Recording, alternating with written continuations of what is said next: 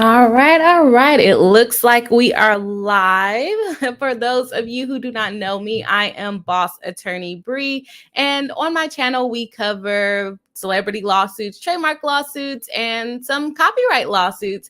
And today, again, just like on Tuesday, we're going to be covering two things at once, which is, well, not really. It's a lawsuit against Paramount with a pretty popular celebrity in there. So I guess it's not a celebrity lawsuit, but it is a famous copyright lawsuit. So we are going to be jumping right into the issues in the Top Gun copyright infringement lawsuit. Is basically the Paramount basically licensed the right to use the story as far as making the Top Gun movie. And now the kids of that person is now suing Paramount, saying that they want to revoke their copyright license. So if you guys have heard about this case prior to me posting it, go ahead and drop a 1 and in the chat box. My brain is all over the place today, but that's okay. We are going to get it together.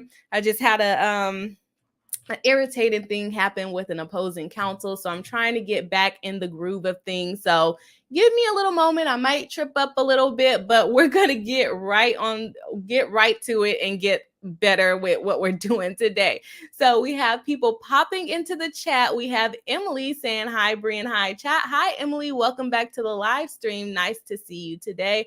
Let me know if you guys have heard about this case. Again, go ahead and drop a 1 in the chat if you heard about it before I posted it. Drop a 2 in the chat when you found out about, or if you found out about it after I posted it, and then drop a 3 in the chat if you don't really care about the case. You're just happy to be here and ready to have fun with the Bri Hive. So we got a couple of people popping in saying, 1, you heard about the case, heard about the case, heard about the case. And we actually have a visitor coming to join us today. We have Hogue Law. Welcome to the live stream. Hello. Hey, Hi, how are you doing? Good. How are you today? I'm doing okay. I'm happy that I got a chance to pop in here for at least a minute or two. Yeah. So that we can chat about fun things like Top Gun. Right. Thank you for coming over. I know you already covered the case, and so I watched your video to kind of get a catch up on it. That's the way to do it. Yeah. So early in the morning, I gotta make my head smaller. My head is big enough. I gotta get smaller. Oh, I don't even know how to do that stuff. I've got magical camera buttons over here. Yeah, it's really low rent. I have to be honest. Yeah. But we have Pebbles here in the chat saying, hi, Bri, first timer here and excited to hear your opinions. Well, hello. Welcome to the live stream. We have Hogue Law joining us. So I'm going to have to drop your channel in the description box. I don't have people behind the scenes to help me out there. So they make it look so easy with their teams and things. It's totally fine. Right, exactly. So if you want to go ahead and introduce your channel, I'm going to find your channel and drop it in the description box while Sure.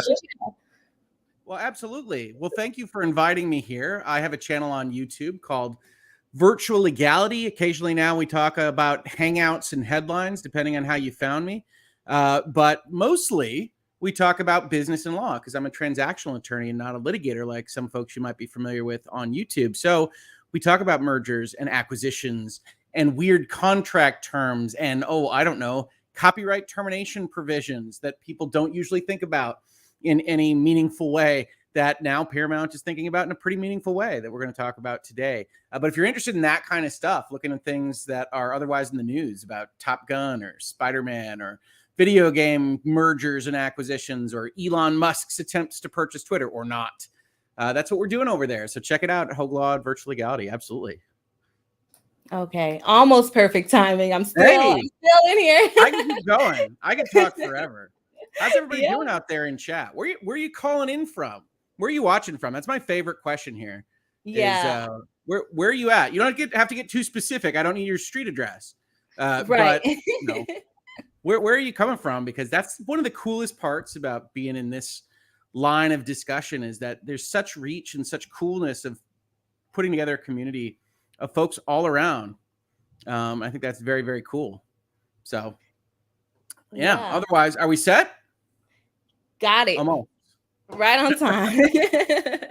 We got it. But we have Deacon Fatal here, a member of the channel, saying, I have no idea what this copyright claim is about. And we have Chaz Focus React saying, back again for another. Well, welcome back. Love to see the people coming back for the show. We have Deacon Fatal saying, is that a song? So Top Gun is actually a movie starring Tom Cruise, right? You're making me feel old. Top Gun was a rather famous movie in 1986 that fostered a whole bunch of lunchboxes and thermoses and Nintendo games. Really helped the career of a song master named Kenny Loggins, who wanted to take you into the danger zone. You had Tom Cruise, Val Kilmer, Kelly McGinnis, all sorts of folks that were in that particular movie. But yeah, it was a movie about fighter pilots, or more specifically, a school for fighter pilots, the best of the best. And it's a weird movie from the mid 1980s, but it's super cool. And it's essentially, I think I was describing it to my wife when I was watching it with her in case we wanted to go see the sequel as, it's like Hogwarts. It's like a school. They collect points for themselves in order to get a trophy just with fighter planes, guns, and missiles. So it's really framed around being at a school environment, which is kind of a weird, cool way of doing a military movie. Yeah, I haven't seen the newest one that came out, which is in dispute here. 2 thumbs up. 2 thumbs up. Are they still in school? Are my thumbs in school? Oh, are they still in school? Are my thumbs in school? Oh, are they still in school in the sequel? Yeah, I mean, so, Tom Cruise survives the events in 1986. Not that there's a lot of threat to him. But yeah, they go back to Top Gun school, and it's the next generation. And he's dealing with them. I don't want to spoil anything because this was the first 10 out of 10 I think I've ever reviewed anything on Twitter. It is a fantastic movie that knows what it's doing. It's not The Godfather. It's not trying to do anything really, really, earth shattering, but it knows what it wants to be. And it's the best I've seen at it, honestly. Yeah. And so I knew a little bit about the movie. I don't know if I've watched the full original, to tell you the truth, but there is a roller coaster themed after it in one of the amusement parks near me. So I don't know if that's what introduced it to me, or if my parents watched the movie or not. Well, I joked on my video that the Nintendo game from the 80s had you try to land a plane on an aircraft carrier, and it was the world's hardest thing for like an elementary school student. So you would just get to level 2 and you would crash your plane, and you'd play level 1 and you'd get to level 2 and you'd crash your plane. And it was, that's what I remember from Top Gun. Yeah, I would have nightmares about that game. We have Cookie Doodle becoming a new member. Well, welcome to the Bri Hive. Thank you so much. We got is that Bri Hive? Yeah, the Bri Hive. So I like it. We chose my emojis, and they decided to choose a bee and the sunflower and then the queen bee sunflower. Awesome. Yeah. And so if you're familiar, there's the beehive for Beyonce. So my chat just kind of named themselves the Bri Hive. Chats love puns. Yes. And we have Pebbles saying, hi, Rick. Rick getting some shout outs here in the chat. I'm happy to be here. I was invited special to talk Top Gun and to sound old. Yes. Mark dropped Hope's channel on here, so go ahead and subscribe to him if you're not already. I know a lot of people come from your guys' channel to mine, so always have to let them know to subscribe if not already. We have Pebbles watching from Oklahoma. We have My Father's Son from Ohio. Both states. We have Monkey Planet from CACA. We have Alicia from Travis Air Force Base, Northern California. Fun story there. I actually went to Travis Air Force Base Elementary School, and my parents are not in the military, but it was the only school. Yeah, it was the only school in that neighborhood because it was a new development. So like from 5th grade to 6th grade, I went there. And then I went to Vanden High School. And then so I did daycare volunteering on the Travis Air Force Base in their daycare. So fun story. Cool. We have Mark from Vegas. All right. Mark is always here supporting as well. Let me see if I can find some other people here. We have Pam from New Hampshire. We have Kathy from Kansas City. Cookie Doodle from Arizona. Tavares Reese from Florida, Michelle K from Australia. Well, welcome from so far away. We have Emily Tracy from the DFW, so Dallas area in Texas. We have Atlanta, Georgia. We have my father's son subscribing to Hoag's channel. Yeah, getting him some subscribers. That makes me feel good. You're right. There's a Top Gun anthem, Mark. The music in Top Gun is fantastic. It's literally an anthem. Big bell gongs. It's fantastic stuff. Yeah. And we have Deacon Fatal with I Know the Movie, but the song Highway to Danger Zone. Just saying that has it playing in my head. I'm trying not to chair dance. It takes away from my authority, you know, so we don't just dance to Danger Zone in my head. Oh, I dance. I dance. We have people that love Top Gun. So I know, Hoag, you don't have very much time here. So I'm going to jump. I have about a half hour. Is that enough? I have about a half hour. That's perfect. That's perfect because you have a little bit more insight on the actual code that they're suing under. Oh, sure. The termination code. This was 203. Let's see if I can pull that up. I have it here, so I can have it ready. Fantastic. I know you had highlights, so if you would prefer your version, that's cool too. No. Okay. We don't have to use my silly highlights. Oh no, I would appreciate it. I did appreciate it. Okay. Oh, can I zoom in on this? Yeah, I think so. Let's see. Okay. So just kind of a little introduction to the case for those of you that missed it. Basically, the children of this copyright holder is suing Paramount and trying to. Commenter actually I got that wrong because I make mistakes because I'm a human being. It's one child and it's his widow. Okay. So they're both heirs. That's all they describe themselves as in their complaint. But it's the widow and the child together. It doesn't change the story at all. I just thought since somebody corrected me on that, I thought, I'll fix that up. Yeah, no problem. So yeah, they're suing because they want to revoke Paramount's rights to use the story. But Rick pointed out something that was very interesting in the way that Paramount basically said it's suggested by. Is that the language that they use? Suggested by. Oh, yes. So they use suggested by. So yeah, I mean, the baseline here is in 1983, this guy writes a story about an Air Force base in California. He calls it Top Guns. The way the story goes in the complaint, Paramount says, wow, that's a heck of an article. So we're going to license that and we're going to make Top Gun. And Tom Cruise is pretty hot and Val Kilmer's pretty hot and we'll have him shirtless playing volleyball and it's going to be a thing. And they sell a lot of tickets to Top Gun. In so doing, they kind of tacitly as a lawyer admit that they think they need a license to that story, which maybe they do, maybe they don't. Because when you're just describing something in reality, like a fighter school, the copyright is in the words you used in the story you tell, but not necessarily everything that relates to a Air Force fighter school, or in this case, a Navy fighter school. And so they license it in the credits to Top Gun in 1986. And I framed this out, but I don't think I can grab that because it's in another folder somewhere. There's a line in the credits of Top Gun that says suggested by this guy's story. And so Paramount had licensed it. They said suggested by. And then we're going to talk about this section in the Copyright Act that I think very few people know about. It's one of the very rare things in U.S. law that actually says that contract you've written that says these very specific things, it doesn't do what you think it does. And so it gives people the right to just say, I know I told you get this license perpetually, but nah. And that's written right into the statute. And that's what we're talking about today. Okay, cool, yo. Thank you for the breakdown. Did it way better than I could have.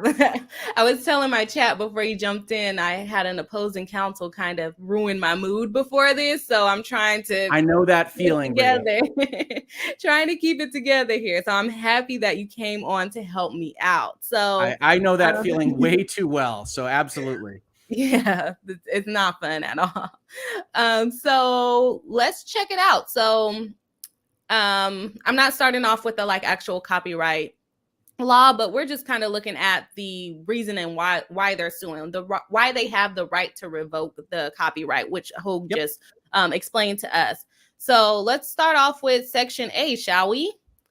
All right. So in the case of any work other than a work made for hire, the exclusive or non-exclusive grant of a transfer or license of copyright or any right under copyright executed by the author on or after January 1st, 1978, Otherwise than will is subject otherwise than by will is subject to termination under the following conditions. So this is just kind of setting up the stage to say how you can terminate a copyright that was given to someone else under these conditions, right? Right. And we know we meet these conditions, right? So this guy wrote an article for a magazine. He didn't write it for Paramount. So we know it's not a work made for hire. And a work made for hire, just in terms of like real breakdown language. If there's a lawyer watching, this is way too broken down, I know, is when you do something for somebody else that's paying for you to do that thing, right? So if you think of, I always put it in video games. You go and you hire out somebody to make art for your video game, then you paid for that to actually be created. That's a work made for hire. Here, somebody else wrote an article for something completely different that had nothing to do with putting Tom Cruise and Val Kilmer in a volleyball game.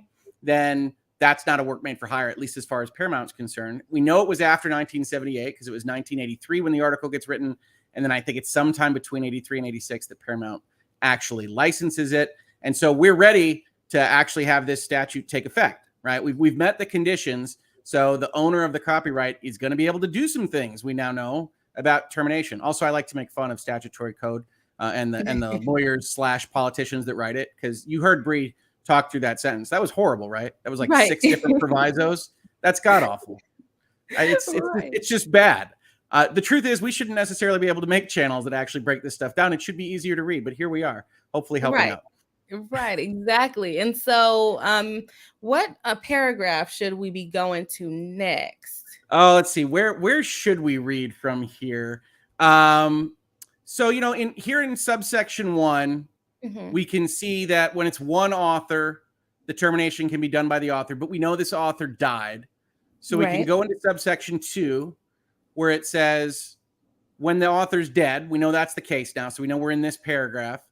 The termination right is owned for our purposes by the widow and the surviving children. And they kind of share it. And there's some math we don't care about because they're working together on this. Right. So we can go all the way down to 3, which is how to actually do this thing. And then I think that's where we pick it up. We know the widow, we know the children have the right. We know we otherwise meet all these other conditions. You know, what does paragraph 3 have to tell us? Because you're about to hear lawyers describe math and it's going to blow your mind. Right. So A and B of section 2 would apply in this situation, as Rick just said. And so going on to paragraph 3, termination of the grant may be effected at any time during a period of 5 years, beginning at the end of the 35 years from the date of execution of the grant. Or if the grant covers the right of publication of the work, the period begins at the end of the 35 years from the date of publication of the work under the grant, or at the end of 40 years from the date of the execution of the grant, whichever term ends earlier. That's why lawyers get paid, folks. It's also why they carry malpractice insurance, because that's a tough one to unwind, right? Fortunately, we're in the first section of this. We can skip all the rest of that dragging on sentence. And because we know that this wasn't for publication, this wasn't Paramount publishing this guy's article. This was making what we call derivative works off of an article. So we're just in the top here. So you can terminate the grant at any time during a 5-year period between 35 and 40 years after you execute the thing. Regardless of what your contract says, there's actually a provision in this statute that makes that very clear. Doesn't matter what you promised this guy. Doesn't matter what you were paid. You can just terminate it under the federal law, which is higher than your contract. But the tricky part here is that if we look down a little bit further, if we look at 4A, our window is 35 years to 40 years, right? So that's easy-ish. We know if he signs away his rights in 1983, that he would have a window from 2018 to 2023, which, hurrah, is where we find ourselves. And you have to give the notice that you want to terminate. Well, why don't you read 4A here? Because it's more fun lawyer math, and then we'll talk about what it means. All right. So under 4A, it says the notice shall state the effective date of the termination, which shall fall between the 5-year period specified by clause 3 of this subsection. And the notice shall be served not less than 2 or more then 10 years before that date, a copy of the notice shall be recorded in the Copyright Office before the effective date of termination as a condition of it taking effect. I mean, it's clear as day, right? I mean, I don't even think you need us to talk about this. It's obvious when you send this stuff in. No, it's so the basics here is you still have to hit that window, right? If we just assume that it was signed over in 1983, you have to hit the window that you want this thing terminated between 2018 and 2023. But you have to ask for it to be terminated at least 2 years in advance. And you can't do it like I like to do it when I sign up for Netflix and just sign up and then immediately cancel so that I don't get the month to month and I forget that I'm paying for that subscription. I do a subscription to HBO Max or Netflix. I cancel the next day. And then I figure out when all the things don't work. I say, oh, I have to re-up or I have to move to a different service. You can't do that. They don't want you to do it more than 10 years in advance. So you sign it away in 1983. You have an attorney and then they tell you, okay, if we can kill this thing in 2018, we could tell them we're killing it as early as 2008, or we can pretty much go as late as 2021 because we need to give them 2 years warning and we need to hit within 2023. When they say they did this is actually January of 2018. So the window has opened, right? But they ask for 2 years of warning. They go for the most limited amount of time that they can. And they say that it terminates in January of 2020. So that's within the window. That's 2 years after they give the notice, at least on its face, as we might say, as pled, everything checks out for lining up with what the statutory requirements are for them to say, you no longer have the rights to my husband or my father's story. Right. And so they're right on time with everything and making sure that they're not getting the statute of limitations issue like the last case we did on Tuesday, where they waited 30 years to say, you know what, I think this is copyright infringement. So they're right on the ball. That, yeah. And so they have good lawyers making sure that they're hitting their timelines. You do not want to get kicked out on statute of limitations. Their lawyer's on it, right? I mean, like their lawyer is doing the right time frame, sending it in, and then note that they hold it, right? The license ends in 2020, January 2020. And at least as far as we can tell, seems like a legitimate termination. And then they wait because Paramount's spending money. Paramount's holding a finished or close to finished movie, and they're not releasing it because 2020, well, we had a few events happening around the world in 2020. So Paramount holds it in 2020. Paramount holds it in 2021. They release it in 2022, and honestly, nobody knows whether it's going to be successful.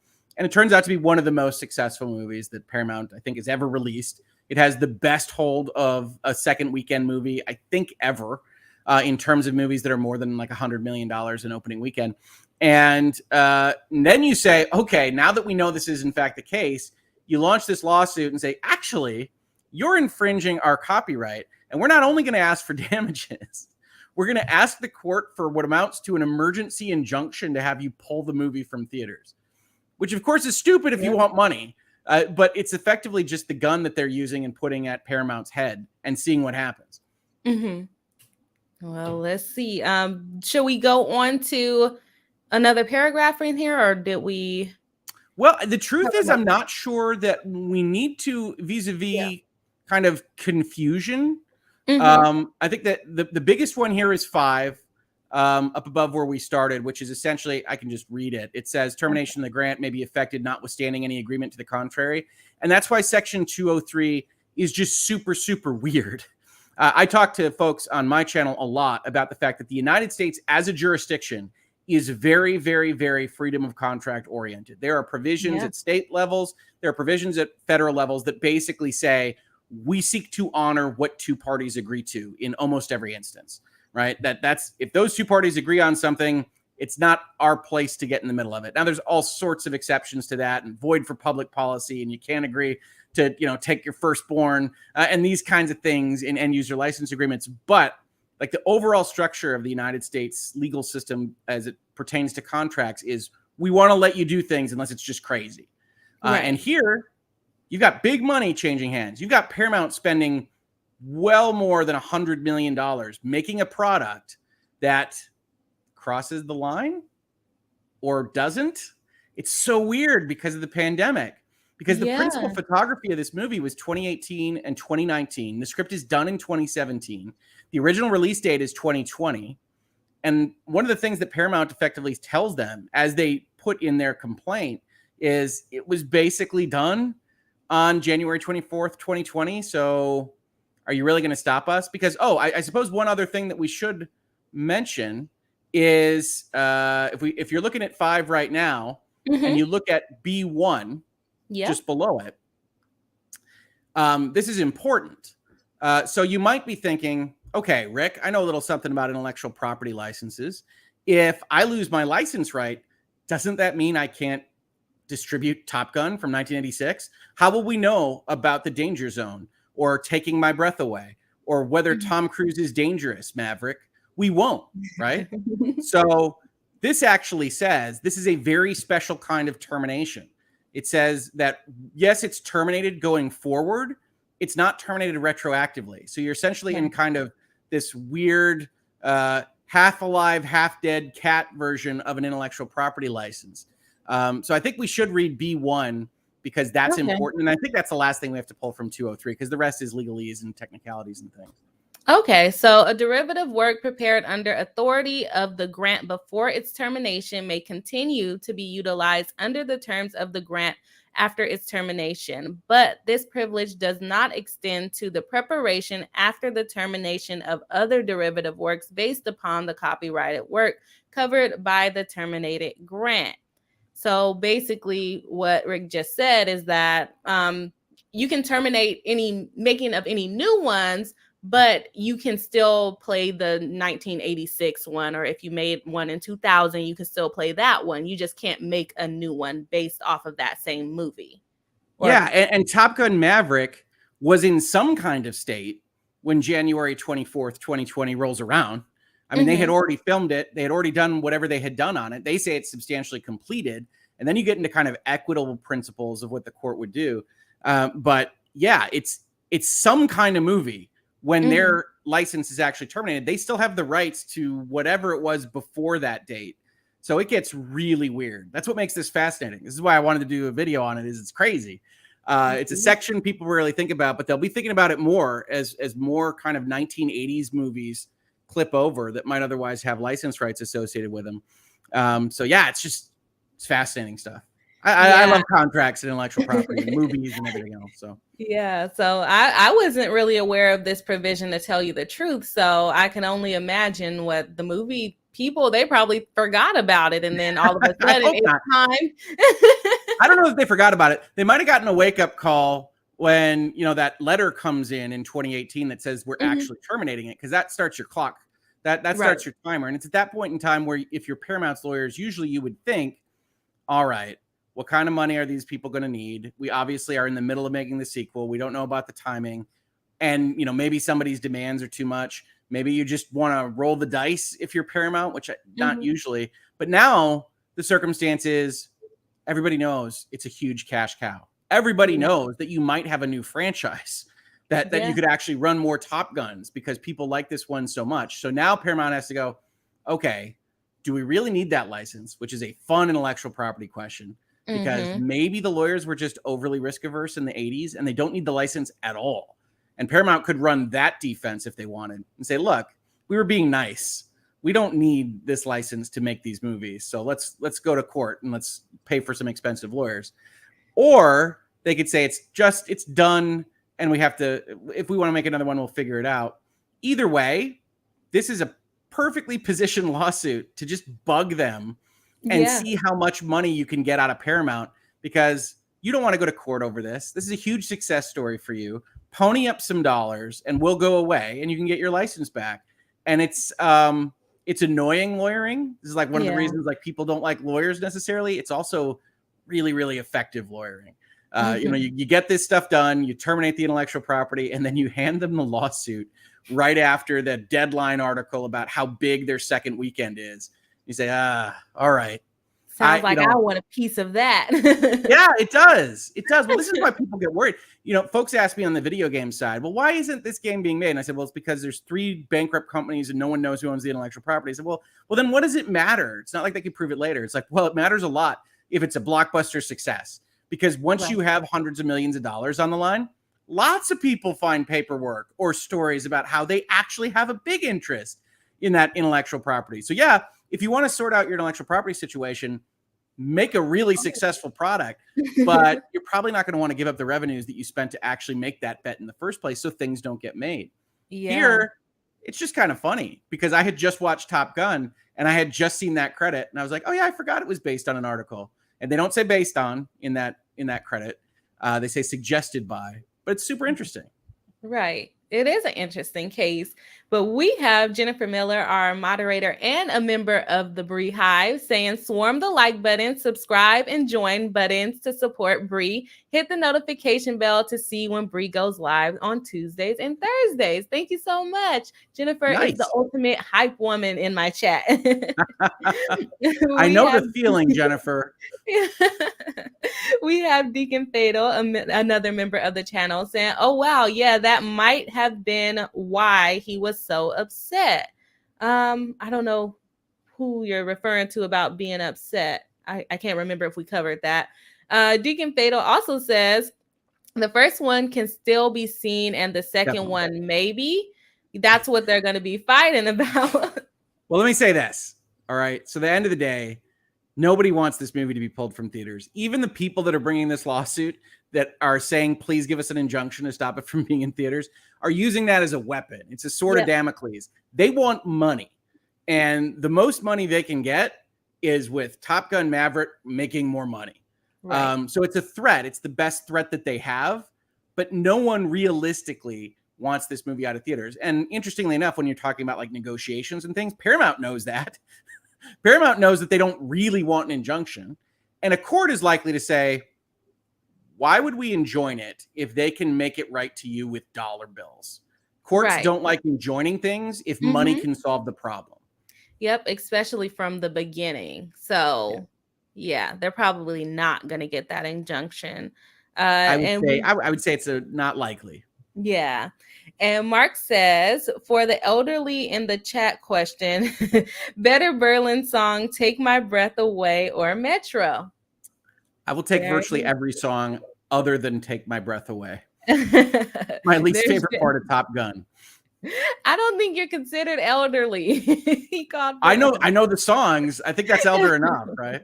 Yeah, I guess that's who he's talking to, right? All right. We have This Way Up all the way from England. Hello and welcome to the live stream. What time is it in England? You are awake in the middle of the night. We also have Deacon Fatal. Thank you so much for the $20 super chat saying, okay, question. And I have to ask this stupid question. Did the folks writing this law at the time expect a pandemic ? Could that help or hurt either party? Please explain like I am 3 years old. I don't know. It's a bright line number. That. Yeah, it's a bright line number, right? So, I mean, there's no exceptions really to it. If I send in this piece of paper to the Copyright Office and I send a copy to you and the timing is all right and I say the right magic words, then you lose the right to my copyright. And there isn't like an exception for a volcano or a meteor or a pandemic or anything else. Paramount gets 2 years. The reason it says you can't do it in less than 2 years is because the copyright holder could say, oh my God, all right, I better finish up this project or I better not invest in it or whatever. Paramount said, all right. So they get this letter in 2018. They've commenced filming at that point in time. They're like, okay, we'll finish it. And then they just didn't, right? Yeah. They didn't actually get the thing all the way done. And then the pandemic hits. And then they say, we don't want to release it into the box office environment in 2020. If you recall, they were going to release it on Paramount Plus in 2021. Things get interesting there because Tom Cruise winds up saying, no, it's a big screen movie. And he's an executive producer on it. And so like, there's just all these competing interests. But no, it's a pretty bright line test. If the law were to find that they need this and they don't have it, they lose. Yeah. And it's almost like a strict liability rule. If you, for lack of a better term, it's like you have this time. If you don't complete it by this time, then it's over. And so I don't to answer the first question is no, I do not think they anticipated a pandemic, but they did give them that buffer, the 2 years that you have to give them time to kind of slow down. So maybe not necessarily the pandemic, but maybe something that could happen. You know, maybe you don't have enough money, but you have enough money the next year, anything of that nature. Well, the weirdness from their perspective is also like that their copyright ends in January of 2020. If this is all effective, right? We have to assume a bunch of stuff, but it looks good, at least as planned. So it ends January 2020, at least in the United States. That's pre-pandemic issues, right? So if Paramount is in front of a judge and they say, you know, all right, well, we had it substantially completed, but we pushed it a little bit further. It's like, well, even if we take into account all that stuff, isn't that timing all after you would have lost the copyright anyway? So what are we talking about here? So there's a bunch of conflating things. It's all very close to the line on both Paramount's side and the terminating party's side. That's what makes fun cases. It's like, ooh, it's not obvious one way or the other how it could go. Because the other thing is we don't, as a general rule, want to disincentivize somebody that holds an intellectual property license from, you know, putting in $100 million to make something cool. I mean, obviously in this case, Maverick's good. I mean, that's subjective, but Maverick's a good movie. I'm glad it exists. And if Paramount was too skittish about putting in that money, that would be a bad thing. So there's all sorts of stuff. End of the day, it gets settled. Yeah. I think it should get settled, honestly, because the biggest thing that they're looking for is another license. But the reason why it may go forward is that argument that you talked about of Paramount saying, hey, we didn't even need the license anyways because of the facts and things like that. It's not really a creative work, basically. It was just, you just told a story that was true and I just made it into something beautiful that was kind of similar to yours, but not really, you know? So unless they're fighter pilots. I think if they go with that argument, then it could go to trial. But if they're just like, okay, fine, we'll license it again. How much money do you want? Then most likely going to settle.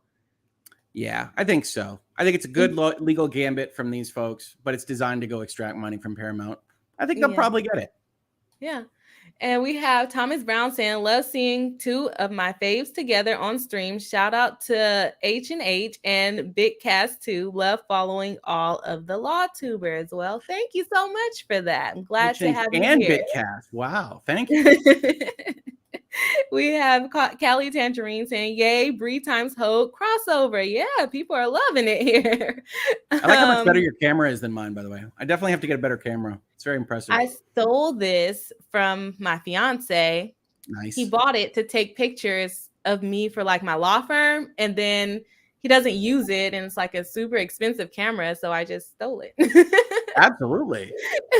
It's just laying around. Why not use it? But thank you. Yeah, no, I'll give myself definition at some point in my career here. You know, it's fine. Yeah. Right now I'm gauzy. I'm like a 1980s soap opera. It's okay as long as it works. And we have Win Angel saying, sending so much love from South Africa. Well, welcome. That's such a cool thing. I love hearing where everyone is from. Isn't it the best? Very cool. Yeah, agree with Thomas Brown. Wonderful to see two of the law tuber faves. Okay, we making the favorite list. We are making the favorite list. We don't have to tell anybody that either. We can just know that in our hearts going forward. Yeah, we won't tell them. And then we have Jennifer Miller saying, I won't be watching Maverick, but it's because Tom Cruise forgot how to act. He's the same guy in everything now. Oh, no. But Maverick was the character that was the same guy before. He's still Maverick. It just fits right in with whatever he does. Also, there's some really good younger actors. I can't recommend Maverick more. So it's a very, very good movie. Yeah, I probably should have watched it before I streamed about it. Okay, and I wanted to point this one out. Ella Slinky says, welcome back to the live stream, saying, if it's your fiance's, did you really steal it? What's his is yours. Exactly. Now that's its own video. He wanted to write it off on taxes, but he never started his business. So now I can write it off on taxes. Oh, yeah. Okay, let's hop into the complaint. And Rick, let me know when you run out of time. I got 5 minutes. I got 5 minutes. So if you just direct me where you need me, I'm happy to comment. Okay, coolio. So we're just kind of gonna get into the complaint. We might skip Sure. around a little bit just because you know, we can't be streaming all night. But we have a complaint here. Here's the complaint for the lawsuit. As you can see, here are the attorneys, and these are the attorneys for the plaintiffs, of course, bringing the lawsuit. And it is brought in the United States District Court of Central District of California. And so, who do we have suing? We have Soch Yone and Yuval Yone, who would be the heirs to the copyright holder. And then we have Paramount Pictures, and they didn't name any of the actors, so lucky for them, but they did list some does 1 through 10, just in case someone else is also responsible that they want to tag in here a little bit later, which sounds like maybe Tom Cruise, since he delayed the release. Maybe. I suppose it's possible. It would be executives ordinarily, right? People that were specifically authorizing the project to go forward. Those individuals that are deliberately infringing because they're like, distribute it, we don't care. So yeah, I mean, Tom Cruise is an executive producer on this movie. Right, exactly. So they are basically suing for a declaratory relief, copyright infringement, and injunctive relief. So when we're talking about declaratory relief, they basically want the court to make a decision like, hey, this is infringement. We don't need to go through the lawsuit. And then there's a lawsuit for copyright infringement. So if you go to trial, right? And then injunctive relief, I haven't read all the way through, so I'm assuming it's preliminary injunctive relief rather than both. They asked for both. Yeah, they asked for Oh. full injunction, and they asked for an injunction pending the action. So they asked for both, which is pulling the movie. Yep, exactly. So, but I would hope that they wouldn't actually pull it if it really is that good of a movie. They won't pull it. What did I say? I tweeted out, box office finds a way. Paramount can have a closed door meeting and say, hey, look, all right, we don't agree on any of this. But if we cut the spigot off, we're not going to have as much money to give you in any event, right? Because the way licenses generally work is you get a portion of the proceeds. You don't want us to turn off a global phenomenon movie. That is not what you want. Right. So you can have that conversation. Right. Okay, let's jump back into the complaint. I said the plaint. The complaint. Plaintiffs Soch Yone and Yuval Yone, they'll be referred to as Yones in the collective. The heirs of writer Ehud Yone for the complaint against defendant Paramount Pictures Corporation. And so we're going to get into a little bit of the background of the complaint and kind of what's happening here, kind of what we already been talking about, but just the way that they put it into the complaint. So we have Ehud Yone is the author of the original 1983 story entitled Top Guns, the story, from which the 1986 motion picture Top Gun 1986 film and the recently released 2022 sequel motion pictures Top Gun Maverick are derived. So they have to allege that it's actually derived. Paramount is probably going to be arguing that, hey, no, we didn't derive it from there. It's just, you know, what do you call it? It was inspired by, because technically that wouldn't be copyright infringement. But the fact that they got the license, I feel like it will be hard to argue that. Well, it's one of those things, right? You can go up and say, look, our lawyers are very risk averse. We go get licenses if there's any possibility of needing one, but we never really needed this one, right? It's not evidence that we needed it. Yes, I agree with you. But you do have the question, okay, but you spent money making a license. You pay these people royalties. You say you don't need it now. Are you positive? Right. Exactly. So you have to come and fight that with some good defenses to be like, okay, well, why'd you get it in the first place? So that would be interesting to see what their argument is. So we have the iconic 1986 film all started with Paramount securing exclusive motion picture rights to Ehud Yone's copyrighted story immediately after its publication. In fact, the author's story was duly credited on derivative 1986 film, which is widely known to have been based on the story. See, I think that's an interesting part of the complaint because it definitely doesn't say based on in that movie. So that's, you know, it sounds like nothing and it's just lawyers, but had it said based on, I think this is a slam dunk. Yeah. on this particular portion. It doesn't say based on in the 1986 Top Gun. Yeah, and so it also seems like they are saying that people know that it's a derivative work because it looks like their family might have pushed his article out as being related to the movie, from what I understood from that paragraph. Sure. Yeah, I mean, and you can understand that, right? Yeah. My dad or my husband wrote a story, and Top Gun's based on it. It's pretty cool. Yeah. Yeah, that's just like, okay, Harry Potter was made into a movie. It was a book first, right? So Yes. they're like, hey, yeah, I wrote the book and Paramount made the movie for us. So it can get popular like that. On January 23rd, 2018, the Yones properly availed themselves of their right to recover the copyright of the story under the Copyright Act 17 USC 203A by sending Paramount a statutory notice of termination and thereafter filing it with the Copyright Office. So basically establishing that they're doing everything right here. Yeah, you can see that 2-year window, right? Because they say it's January 23rd, 2018, and it's supposed to take effect January 21st, 2020. So that lines up with what we read in the statute. Right, exactly. So on January 24th, 2020, the copyright to the story thus reverted to the Yones under the Copyright Act. But Paramount deliberately ignored this, thumbing its nose at the statute. This case arises out of Paramount's conscious failure to reacquire the requisite film. Oh, that was a little tongue twister with ours. And auxiliary rights to the Yones copyrighted story prior to the completion and release of their derivative 2022 sequel. Okay, so maybe that's where I was confused, because I thought it got released in 2020, but they're just saying it was substantially completed in 2020. Yeah, when you get to their defense, that's one of the things they will say is the movie was basically done. And it's not like crazy, because we know they finished filming in 2019.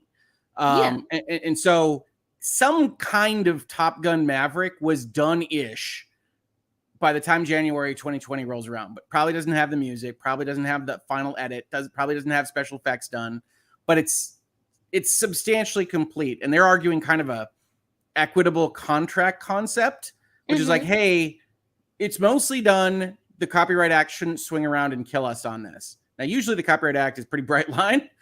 Sorry, Paramount, you're out of luck. You're a multinational corporation, but they're arguing that when you get down to it. So yeah, it's very interesting. Yeah, it's almost like they're relying on their ability to be able to outspin these people. That can happen. Yeah. Paramount engaged in the willful conduct alleged herein, notwithstanding that it is a sophisticated multinational corporation whose core business is based upon the value and enforcement of copyrights and other intellectual property. So, yeah, Your Honor, this is a freaking movie company. They know what intellectual property rights are. They know exactly what they're doing. Exactly what they're doing. They can't screw around on this stuff. Yeah, no, I really like this complaint for a number of reasons. One of which is, you'll note, it's 15 pages long. It is svelte. It's not one of these type of complaints that decides to go off and write an opinion editorial piece in the middle. They have little things like Paramount thumbed its nose at justice, Your Honor, and that kind of stuff, which is fine. But they don't have like a long didactic description of political events or whatever it is that they want to throw in. So I prefer that. That's a subjective kind of thing. But on my channel, there's a bunch that are like, let's talk for 23 pages about how much the other side offends me as a person. It's like, well, all right. Or they could have made this paragraph 5 into something super long, like they do these with copyrights, this with copyright, and sometimes they do that just to try to paint the other person as bad, or the other party as bad. So. No, this is efficient. This says, Judge, we know your time is limited. You can read this quick. We're in the right. We don't even have to embellish. So I always like that approach. But Bri, thank you so much for having me on. I really appreciate it. I hope I was helpful. And I'm very sorry about bad opposing counsel calls. Believe me, I can relate. So thank you so much for having me on. Folks, if you're here and somehow you stumbled into this channel and haven't yet subscribed, become a member of the Bri Hive. Am I getting that right? Bri Hive, yep. You should do that right now. You should like, subscribe, member up, leave comments, do all the fun stuff that YouTube likes to have the robots note that this is a fun conversation that you're enjoying right now. Do that. Absolutely. Bri, thank you again. Sorry I could only do like a half hour, but I really appreciate the invite, and I'm happy to get another one if you ever want me back around here. Yes, you are definitely helpful. Thank you for taking your time to come over. I know you're busy, and I'm happy that you Running took the time around. to come over. I'm happy that you took the time to come over. The chat loved it, so I would love to have you back. I need to. Your streams are just so early in the morning for me, so I'm gonna try to make it one day. Do not feel at all obligated about that. You know, the thing about doing this and practicing law and running a law firm and living life at the same time, you got to find times that work for you to do this stuff. And that's what works for me, but you're always welcome, but don't feel obligated. That's ridiculous early in the morning for a lot of folks. So we like to think we're drive time, like the old commutes before we were all working at home so much. But thank you for having me so much. And I will see you all later. Thank you. Bye. And guys, make sure you subscribe to Rick's channel if you have not already. He is linked down into the description box. So make sure you head over there. Check him out. He talks about really cool stuff, video games, copyright, contracts, all kinds of stuff. So make sure if you haven't subscribed to him, head on over, check him out. All right, and we have Jennifer Miller saying, Hogue and I are cut from the same hype person cloth. Yeah, you guys must have taken a class, the hype man class, hype man and hype woman.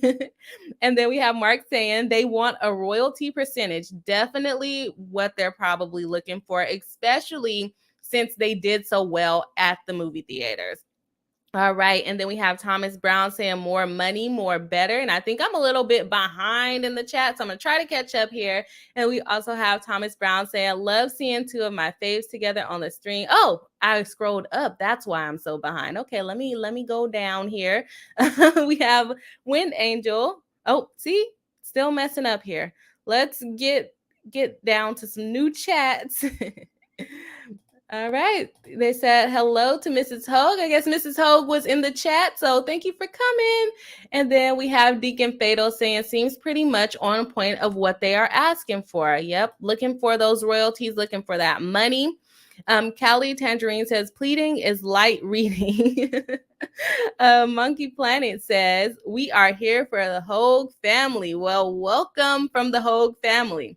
Noodle says, love having you guys duo. Thanks both. Well, thank you for joining the live stream. I'm glad that you guys enjoyed Rick over on the channel. Definitely a great channel. Great commentary, and he has so much knowledge. So I'm happy that he came over. And then we have Tanya D saying, let's get Bri to 8,000. Yes, I am almost there, actually.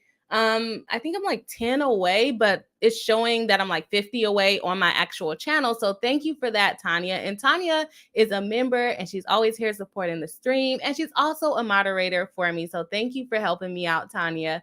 And then we have Western saying, Bri, hi, welcome, welcome. We have Monkey Planet saying, that's what I think this OG Maverick. Okay.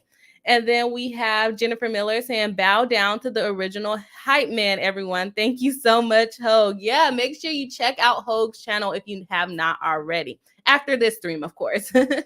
And then we have Jennifer with a $5 super chat. Thank you so much, saying, love to see all the LawTube support. I love to see it as well. We have a great time here on LawTube. Even though like lawyers have a reputation of being boring or mean and things like that, but we have so much fun here on LawTube. Oh, here we have Mrs. Hogue Law saying, hello, everyone. I have to go do kid things, but please support Bri. Well, thank you, Mrs. Hogue Law. I hope you guys have fun with your kids. I know Rick said a little bit about it earlier, so I'm happy he had time to jump on and spend some time over here. And then we have Deacon Fatal saying,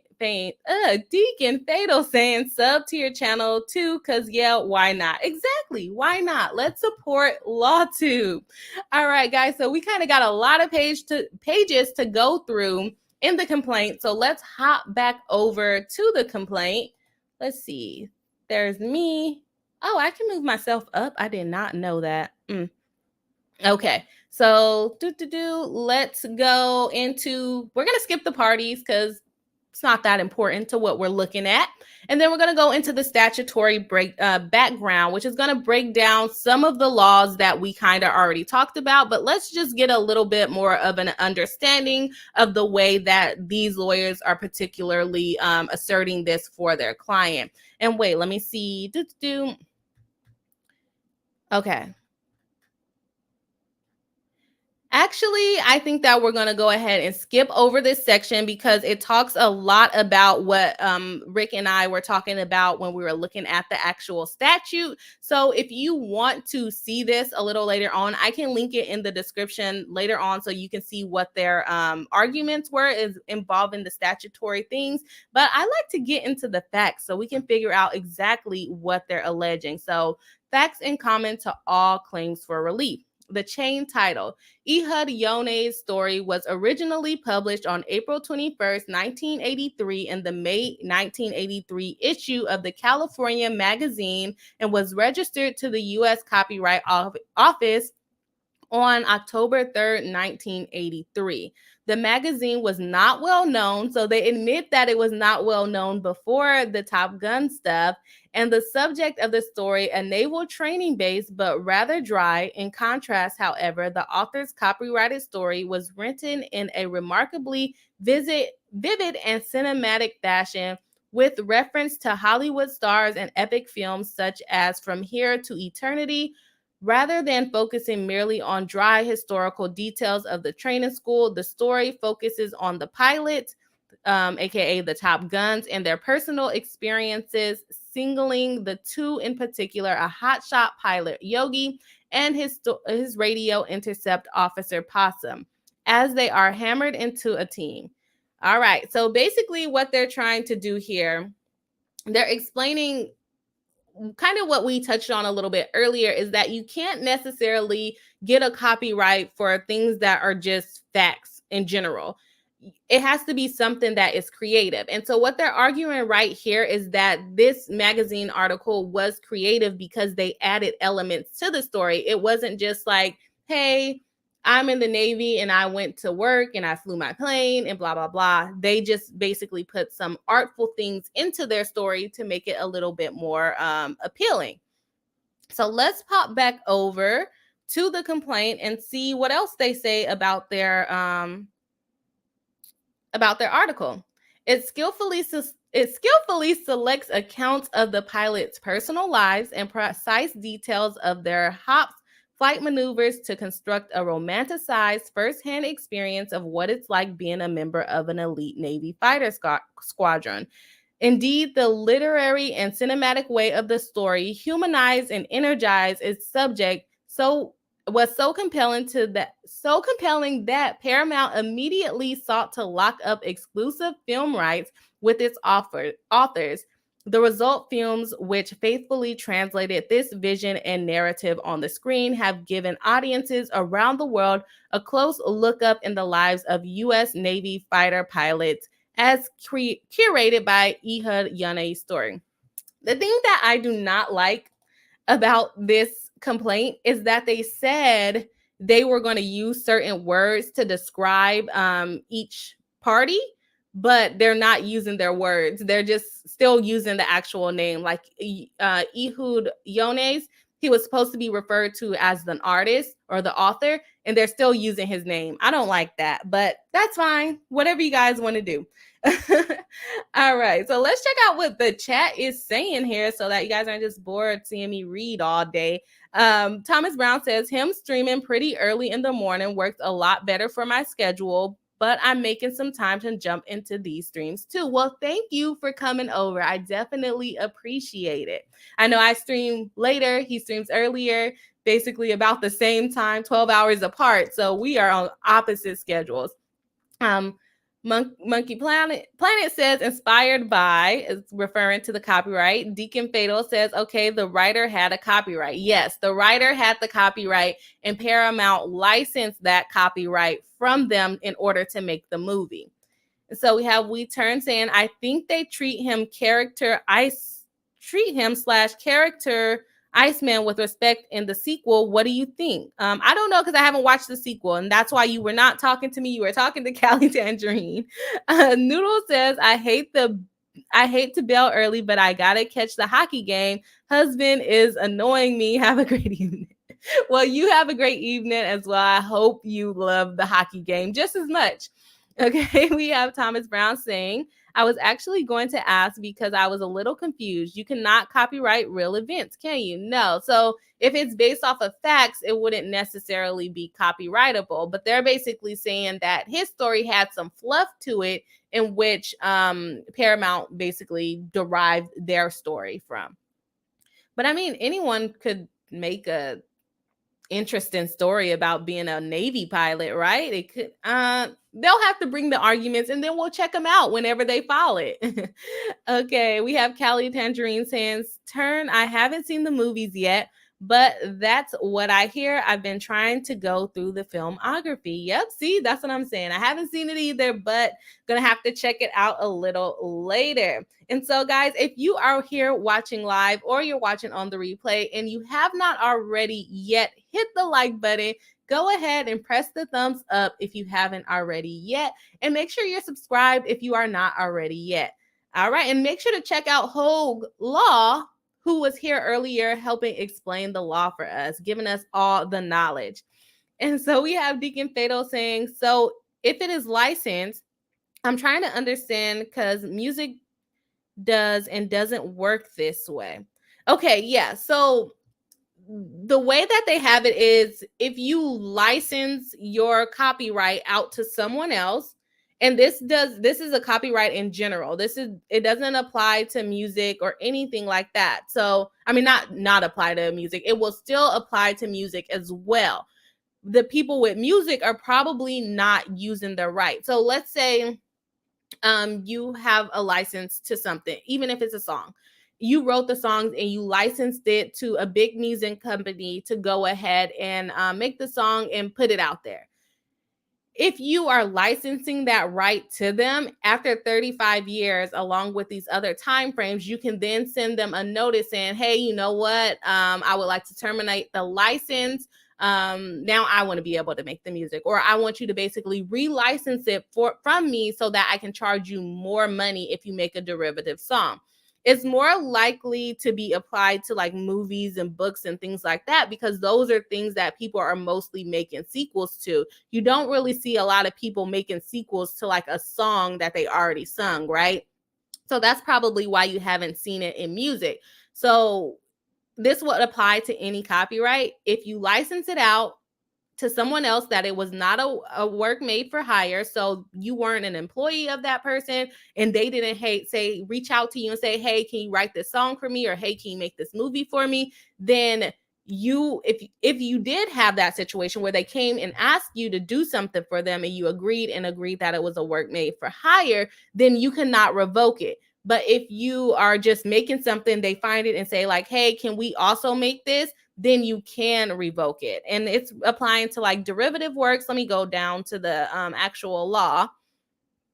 So it talks about derivative works.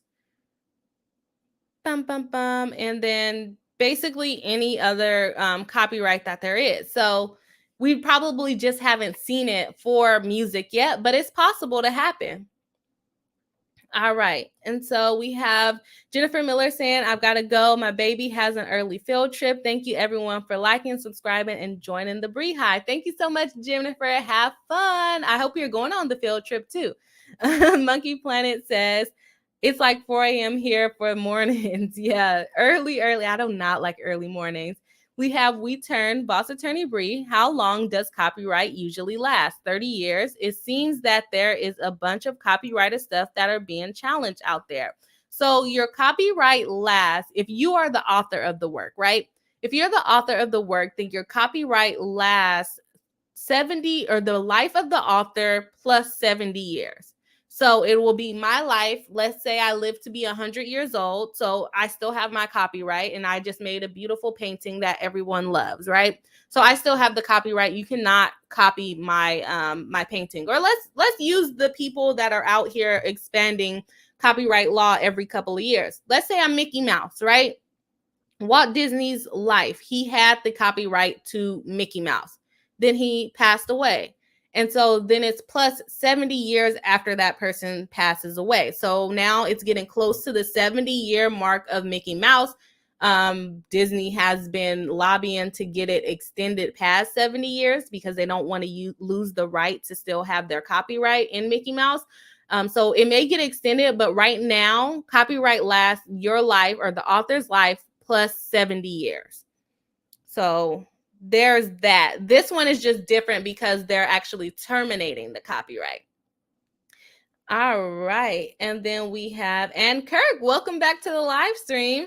Deacon Fatal saying, need to go back to the music biz school. Yeah, it's a lot. I really wasn't even familiar with this clause because I feel like it hasn't come up a lot. Maybe it has, and I've just been missing it. Thomas Brown saying, and my dinner has arrived once again, watching Hogue with breakfast and Bri with dinner. Well, thank you so much for that. Deacon Fatal says, that is literally the books, LOL. How could I forget? And Kirk is saying hello to Tanya. And then we got some people popping in. Well, welcome to the live stream, guys. And some latecomers, but still here. That's all that matters. We have Thomas Brown saying, I was about to say Mickey Mouse has got to be getting close to running out. Yes, he is getting close to running out. So just be on the lookout if copyright law gets extended. Because Disney allegedly lobbies for the copyright law to be extended. Allegedly. We don't know for sure, right?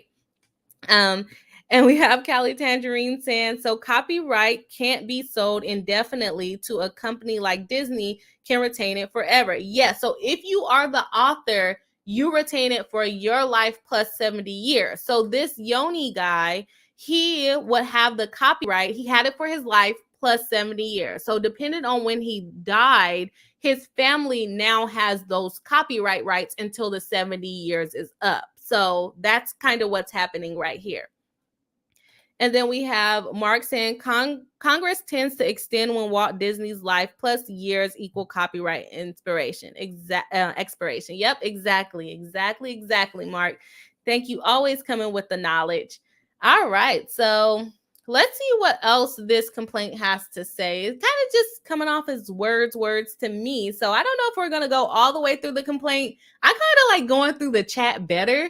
Let me know what you guys think, if you want to finish the complaint or if you would rather just kind of go through the chat for a few more minutes and see what everyone else has to say watching live. I know watching me read is not fun, but let me know what you guys want to do here.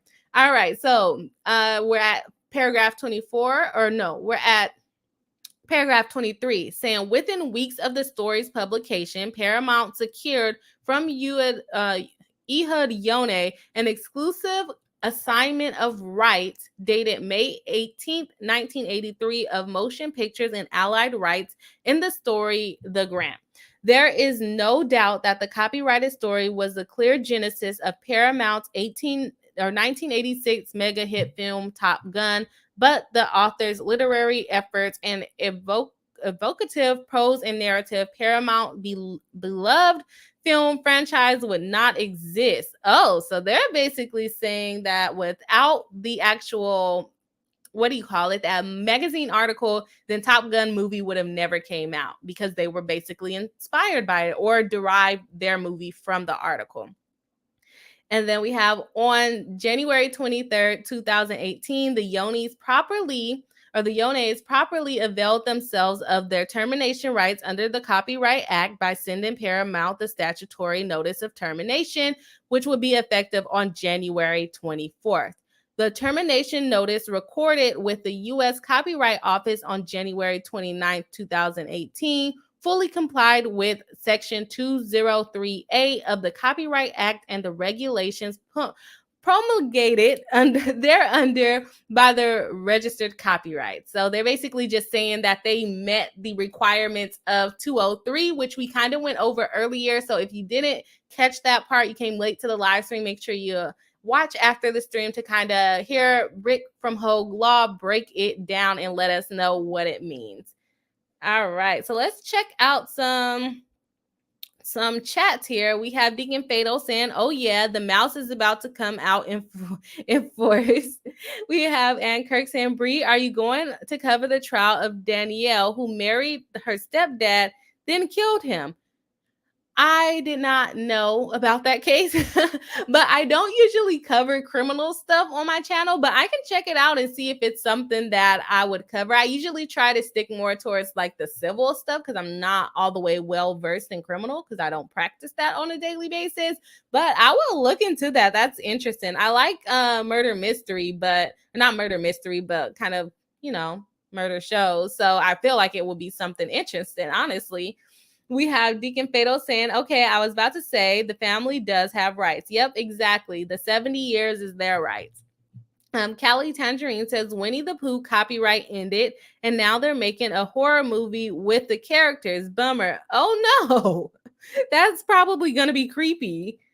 Thomas Brown says, I have a feeling that Disney will probably get that extension. Mickey is literally their mascot. Exactly. And it will go for any other of the characters that they have as well. So that's their moneymaker. If people can start making Mickey Mouse things without Disney sending them a cease and desist letter, and they will send you a cease and desist letter, allegedly, Disney is, they're going to lose a lot of their rights because that's how they can charge us $60, $70 for a t-shirt. We have Callie Tangerine saying Winnie the Pooh. Oh, I think I got that one, right? Deacon Fatal says, I mean, both are good. I love learning. Okay, good to know. All right, we have Thomas Brown saying, I saw that and I really don't like it. As far as the Winnie the Pooh stuff, I watched Winnie the Pooh when I was a kid. Callie Tangerine says, that's the downside of the copyright ending. Folks can just do about anything with their characters. Exactly. And that's why Disney fights so hard. They make so much money off that little mouse. Just imagine if other people can start making stuff with that mouse on it. Thomas Brown says, I agree. I like listening to you break down the documentation for us non-lawyer law folks. Well, thank you. I think I just get tired of reading. So I'm like, maybe they're tired of hearing me read. We have Mark saying the film franchise had no movies in its 36 years. Yeah, they didn't. They only had this one coming out in 2022. So I don't know if I could really call it a sequel, right? Or franchise, right? Deacon Fatal says, just pay them their money and a good sum of it. Yeah, because they're going to want the royalties. They're basically like, okay, well, the money coming from the first license is running out. We need to be able, this is just my thoughts. I didn't talk to them. I don't know if this is what they're saying, but basically that, okay, the money's running out from the other license. So we need to either relicense this or stop them from being able to do this. I'm leaning more towards they really want to relicense because they probably don't really have to work if they get paid from this Top Gun movie. All right, Tangerine, Callie Tangerine is saying, yeah, it's creepy. we turn saying, so Paramount has to prove that the movie was successfully completed before January 2020. Yes, or substantially completed. So they're probably going to have to bring out like a lot of documentations to show like, okay, this is where the movie was at this time.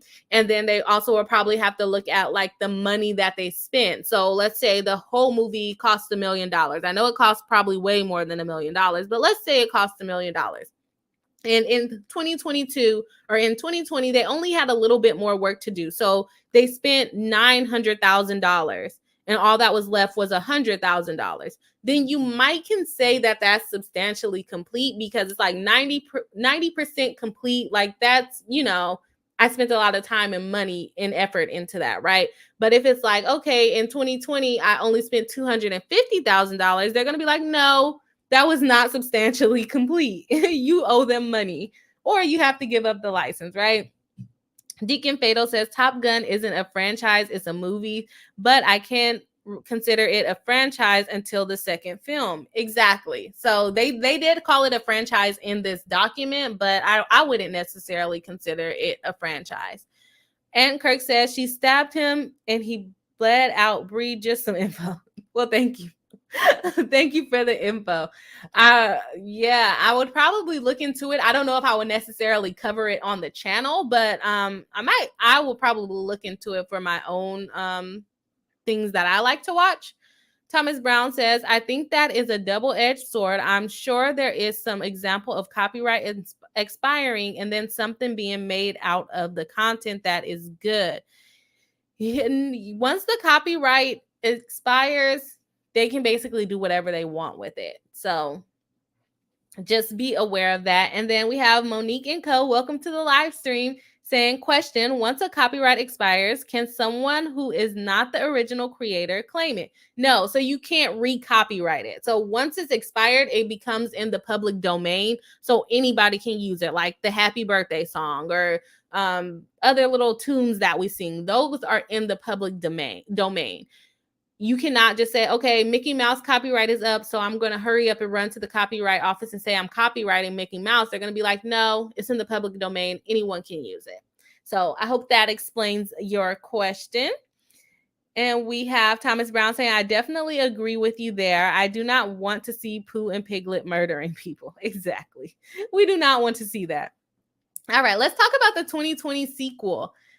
Why do I keep saying Uhud? Let's just say Yone's story told the story of the Navy fighter weapons school training program as personified by the author through the eyes of two lieutenants in the course, a hotshot pilot, Yogi, and his friend and second in two-man cockpit, Possum. In the story, the author brought to life what could have... This is a 2020 sequel or 2022?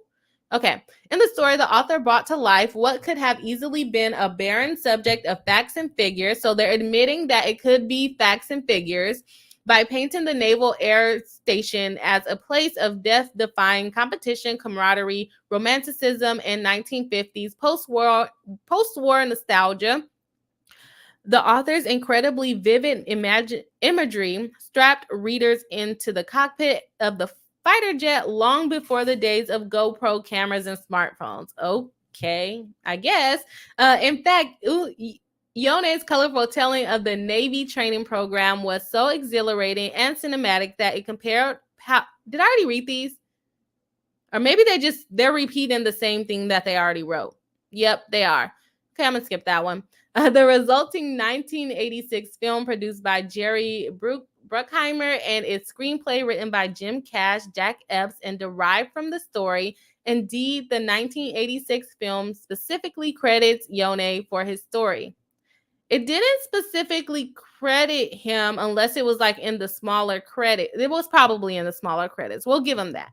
It is also well accepted that Top Gun was based on the story. But just because it's well accepted doesn't mean that it was truly supposed to be based on that. It naturally follows that the 2022 sequel to the 1986 film, again produced by Bruckheimer and on which Cash Epps again receiving writing credits, is derived from Yone's story. A review of the 2022 sequel, like the 1986 film, reveals key elements that are substantially similar to those in the story as set forth in Exhibit 1 to this complaint and incorporated by reference herein. And then they're going to go into the exploitation that they think that Paramount did. And I think that's going to be the part that we cover, and we'll probably just skim over the actual claims that they're making against them. I am tired. I was not expecting the stream to go this long, but we had some good information pop in. But let me go ahead and pop into the chat, see what I missed going on here. We have Thomas Brown saying 2020 through 2022 have all felt like very conjoined to me. I can agree with you there, Thomas Brown. Deacon Fatal says, I saw it and it looks horrifying. Then again, I do like horror. Okay, you guys are talking about the Mickey Mouse or the Winnie the Pooh thing, right? Mark saying, trying to prove Yogi equals Maverick and Possum equals Goose. Yeah, basically, I think that would be right. But honestly, I'm not familiar enough with the story, so I would have to go and watch before I can fully answer that. I'm just like, yeah, sounds right. Deacon Fatal, if it turns out to be anime. All right. And then we have, you guys are talking to each other, Tanya D saying, they are definitely conjoined, Thomas. Yeah, as far as the years going together, for sure. Thomas Brown says, Jerry Bruckheimer was involved with the Pirates of the Caribbean franchise. So with Johnny Depp, our good friend Johnny Depp. And Kirk saying, that's interesting. I do have a bias. Oh, no, that's the wrong. Kirk says, that's interesting. I just kept reading to Deacon Fatal saying, I do have a bias towards the writer and or writer, and that is okay. Okay. All right, let's pop back over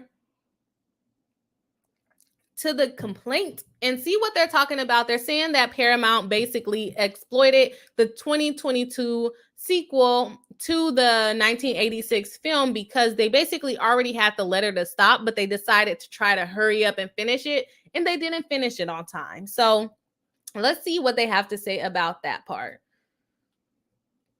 All right. So they say, despite the 2022 sequel clearly having derived from the story, Paramount consciously failed to secure a new license of the film and the ancillary rights in the copyrighted story following Yone's recovery of their U.S. copyright on January 24th, 2020.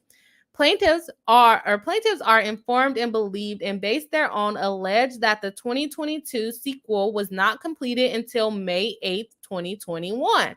So that would be a year and almost a half, a year and 4 months after it was supposed to be completed. Oh, they did it. They did the math for me. More than 1 year after Paramount's grant has been statutorily terminated. The 2022 sequel, therefore, unlike the 1986 film, does not qualify for the prior derivative works exception to the statutory termination, 17 U.S.C. 203b1, and thus infringes on the copyrights owned by Yones. Plaintiffs are informed and believe and based their own allege that Paramount was involved in the financing, production, and distribution of the 2022 sequel in the United States and is the film's purported copyright holder.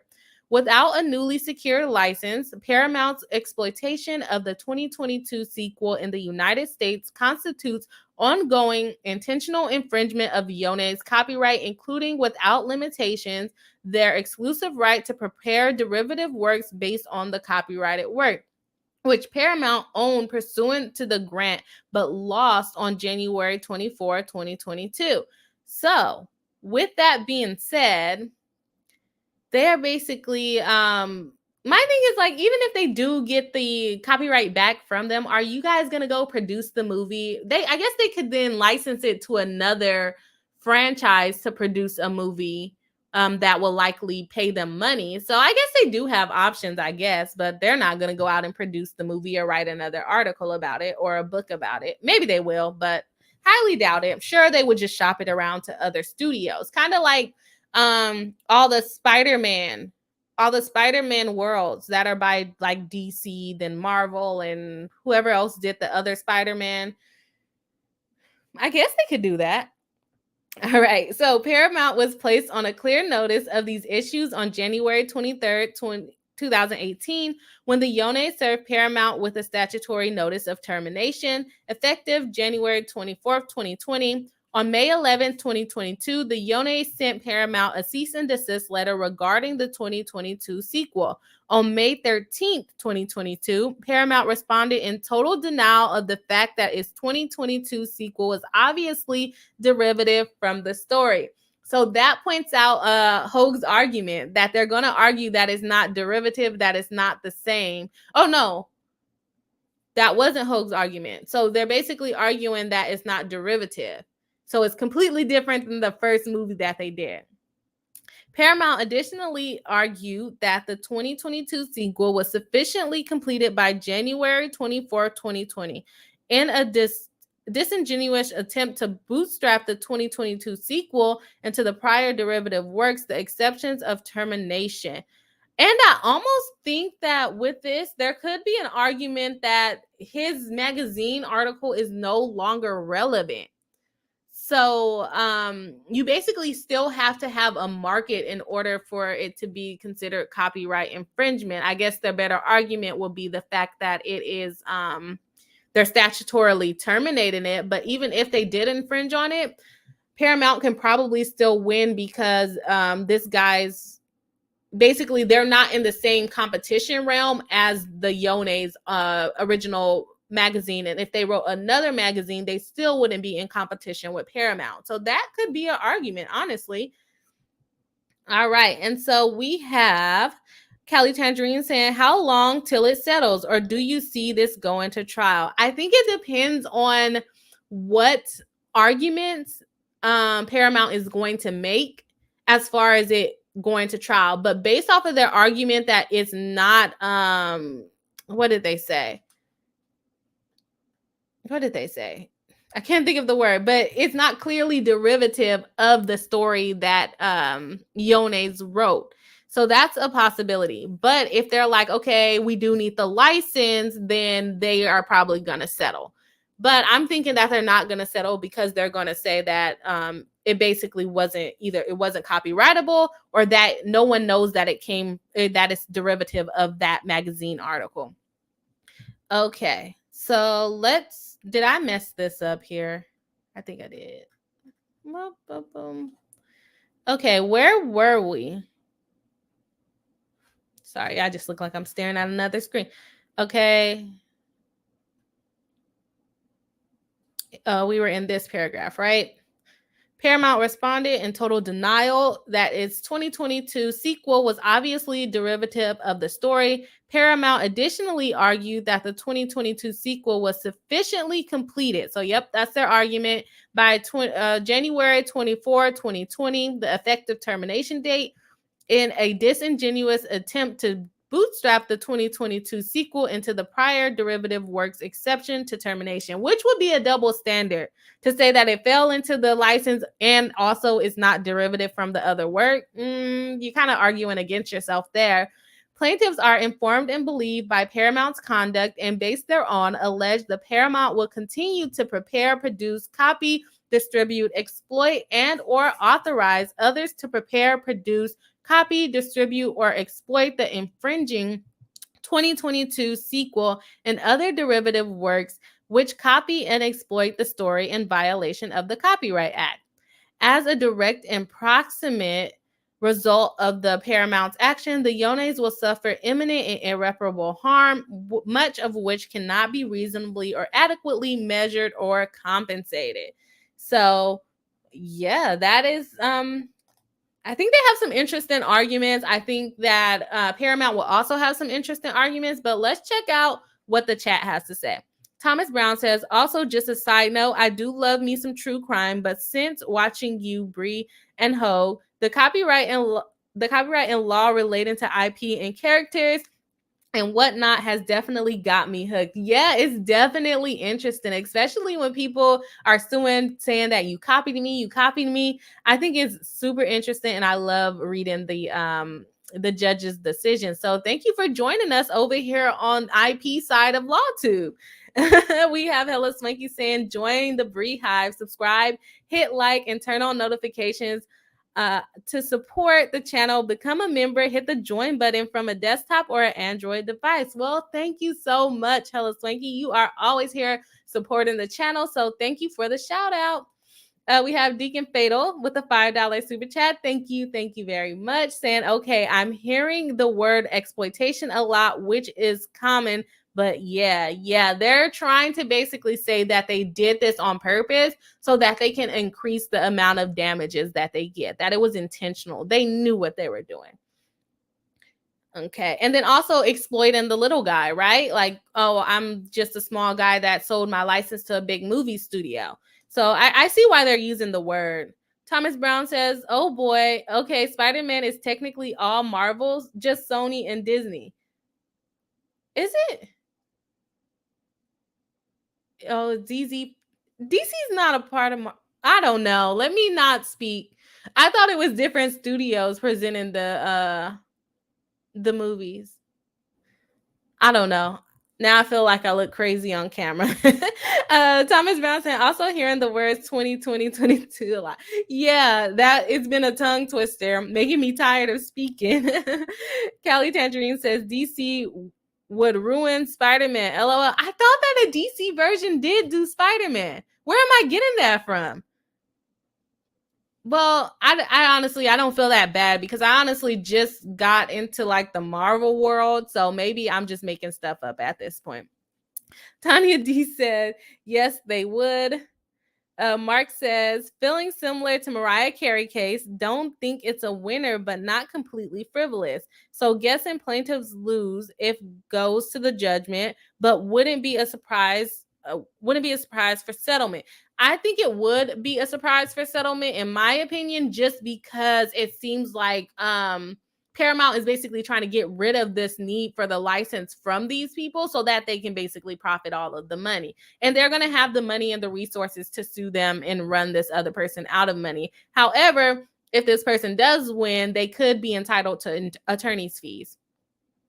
We Turn says, that's interesting argument, Bri, about the original article. Yeah, so that is an argument that you basically, to sue for copyright infringement, you have to prove, or you don't have to prove, yeah, you have to prove that you actually still have a market for your story, which could be arguably a market for the story because people are interested in this new Top Gun movie, but that doesn't necessarily mean they will be interested in the article. I seen it done in the Drake versus, who is that? Or not Drake. It was the estate of, I can't remember his last name, but it was the estate where Drake had his recording playing in the beginning of the song. And they basically said, no one's listening to that song anymore. So it's not infringement.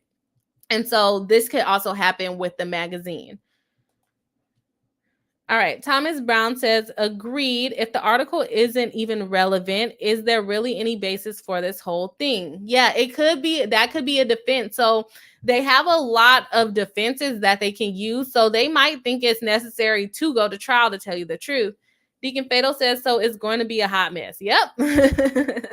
Thomas Brown says, love hot messes. Don't we all? Don't we all?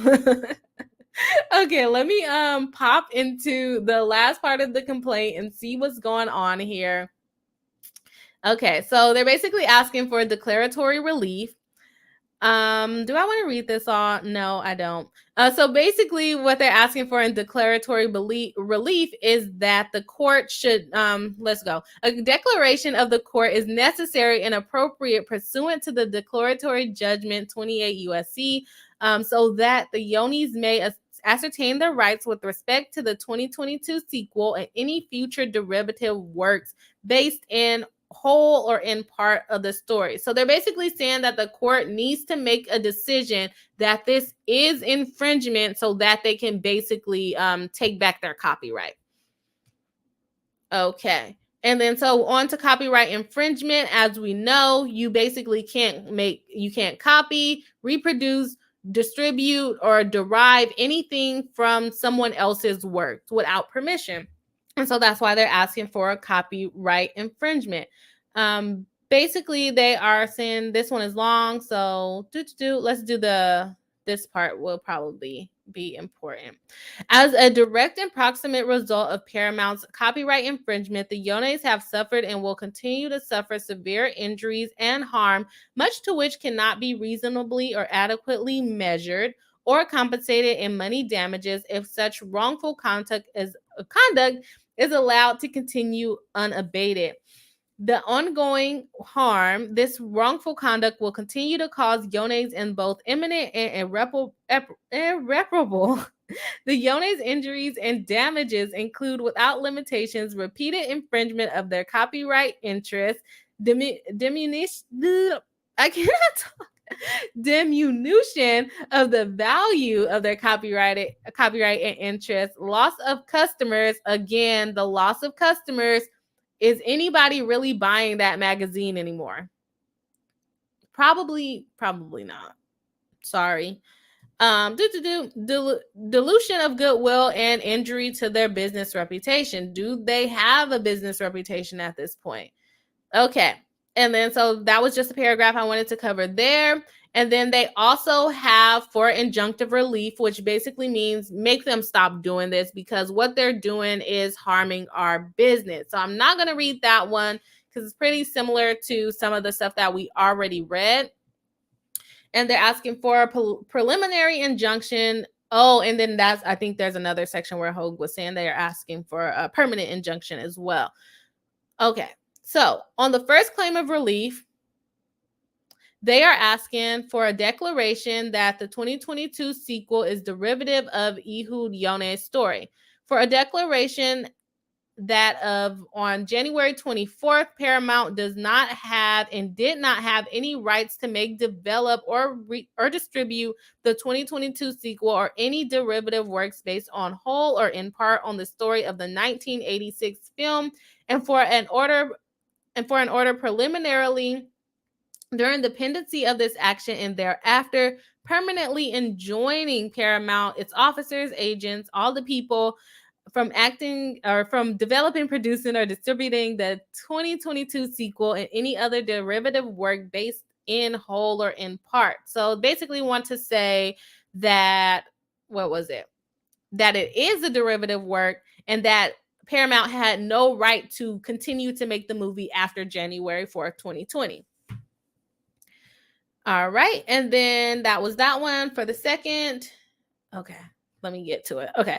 On the second, they're asking for an order of preliminary during the pendency of the action and joining Paramount, its officers, all the people from infringing copyright in the story in any manner, and enjoining Paramount and all the people also with Paramount from from engaging in or authorizing the production, reproduction, distribution, display, or exploitation of the 2022 sequel and ancillary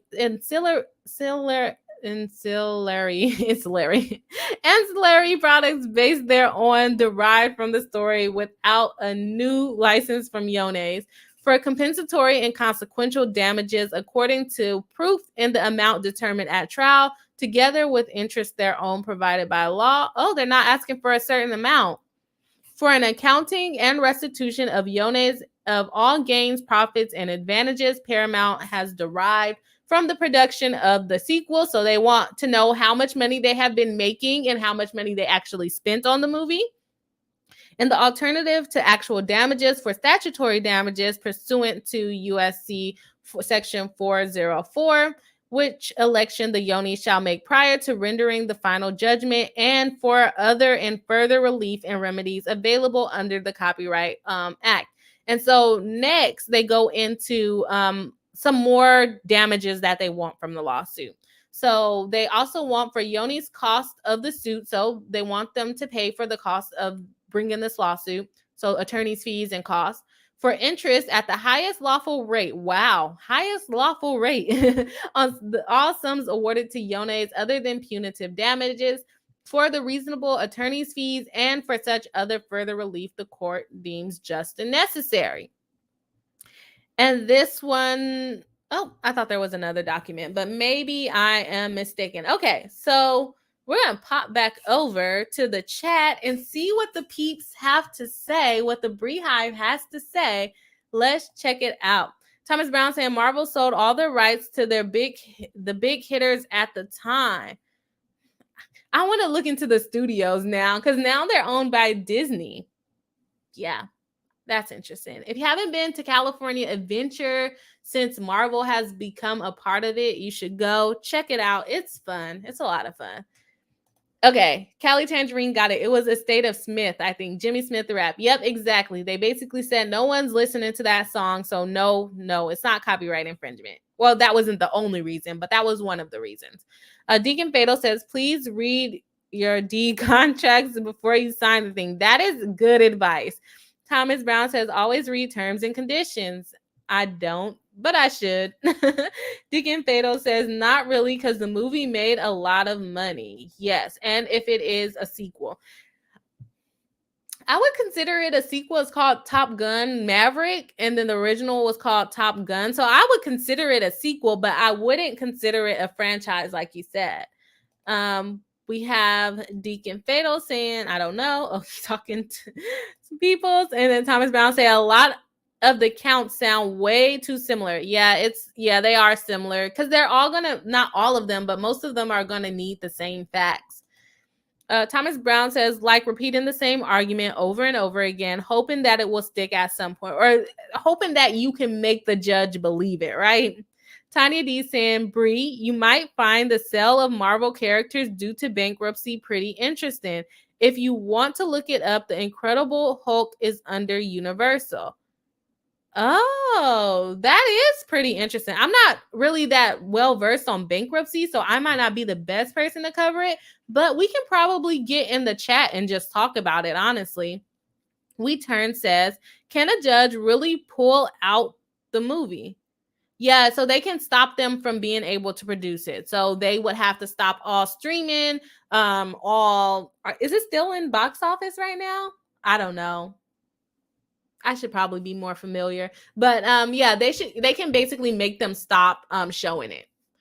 They have the power to do that, and if they don't, then they can get sanctioned against them and possible criminal penalties. Deacon Fatal says, I guess I'm at the point where I know Paramount can just make a family whole. I do not see why that is beyond them because I watched The Boys and it is a hot mess. And so the reason why they don't want to do this is because the people want royalties. And they don't want just a one-time payment. They want them to supply their whole life probably. They're probably asking for a lot of money for the license, to tell you the truth.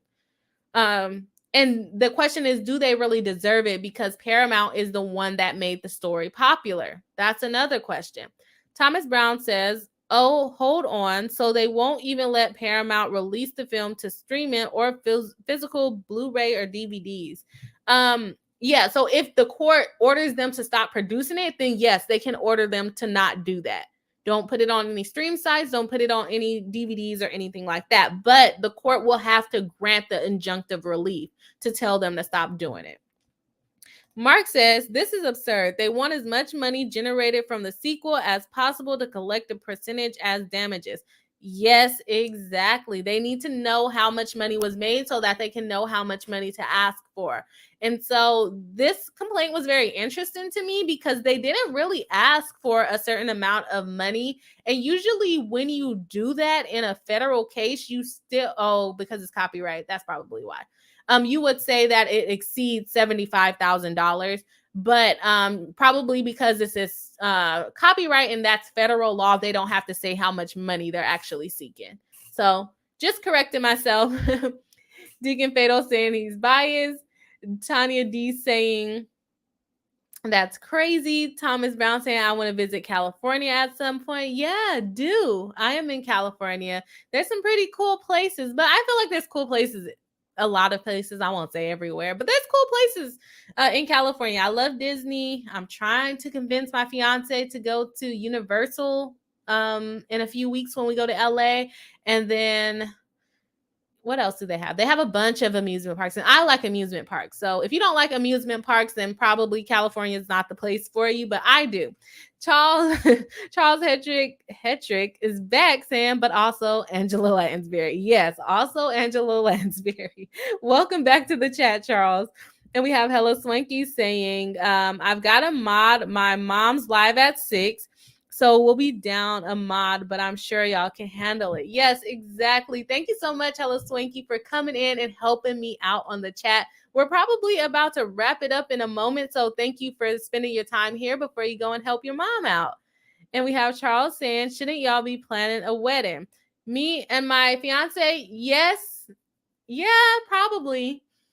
And I wanted to be engaged so I could start planning my wedding, but I have not done any planning of my wedding. So good advice there, but it's probably honestly going to be a really small wedding. So maybe that's why we're not looking too much into planning it right now, but it should be pretty easy and quick to put together because I don't know about inviting a lot of people. And then so we have Thomas Brown saying being on the other side of the country makes it very difficult. I don't know what you're referring to there, Thomas. Deacon Fatal says, yep, because She-Hulk is under Marvel, but the Hulk isn't. Yeah, I didn't know about that. I'm going to have to look that up. And then we have Thomas Brown saying, there used to be a super helpful infographic about Marvel characters, right? I don't know. I wouldn't know, honestly. Like I said, I just got into the Marvel stuff.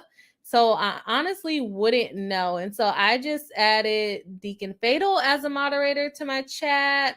And who else was I looking for? Thomas Brown, you want to be a moderator? There you go. You guys are participating so much in the chat, so you guys can help us out here if you see anyone doing some weird things in the chat. We have Callie Tangerine saying, I think those characters' rights also impact the certain characters and theme parks. I heard that somewhere in IDK where.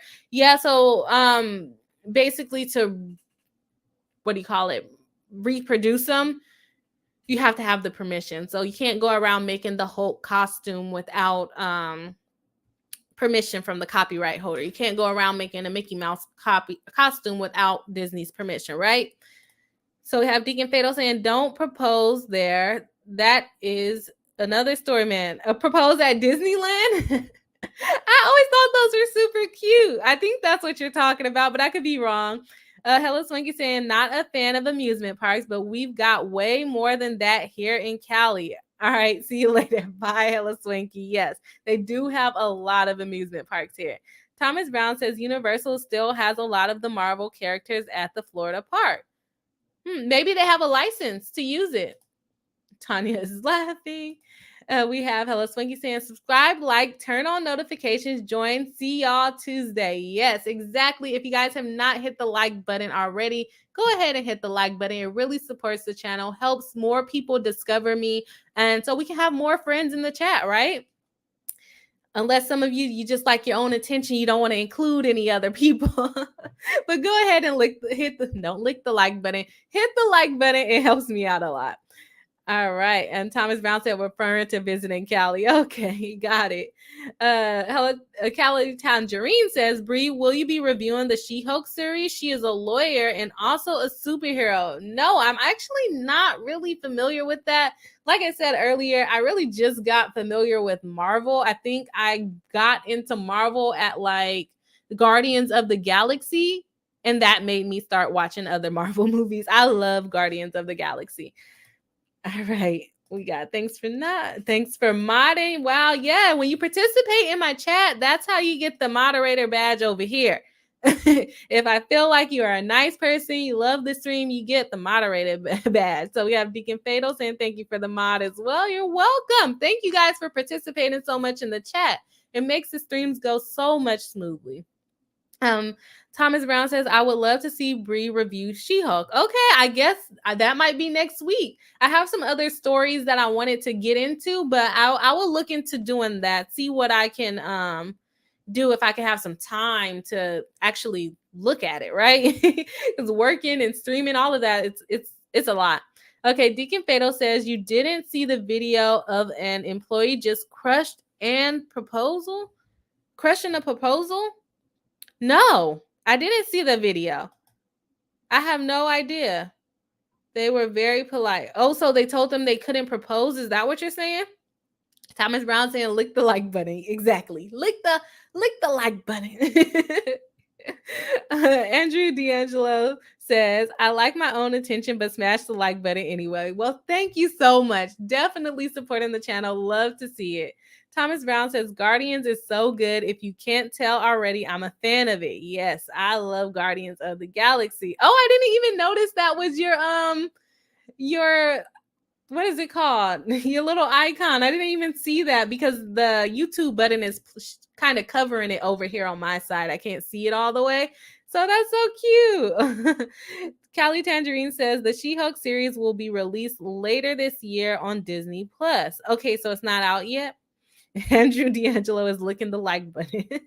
Thank you guys. Thank you so much. And Thomas Brown says She-Hulk show comes out in August, so you have a lot of time, Bri. Okay, well, I'm gonna have to write it down, put it on my calendar, so that I thought you guys meant it was already out. So since it's not already out, then I'm not behind yet. I thought you guys already seen it before me. But thank you guys so much for joining me live. If you were not here at the beginning, Rick from Hogue Law joined us and gave us a lot of detail on the case. So, or not even on the case, on the statute, explaining it, letting us know what's going on.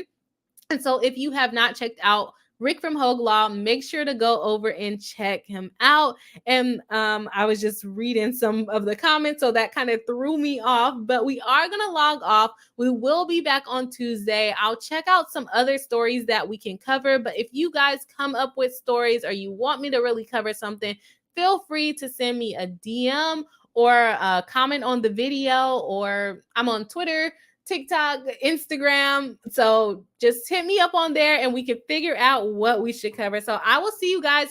I don't like saying that, but we will be back on Tuesday. Thank you for joining me live. And don't forget to hit the like